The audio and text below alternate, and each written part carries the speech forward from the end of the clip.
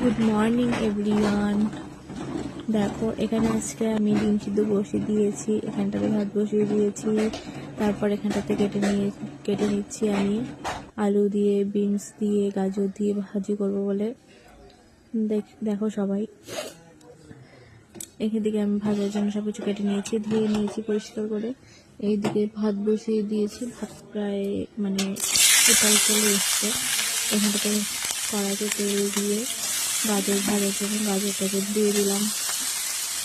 তারপরে তোমাদের সঙ্গে গল্প করতে করতে এদিকে আমার ভাজাটাও হয়ে গেল।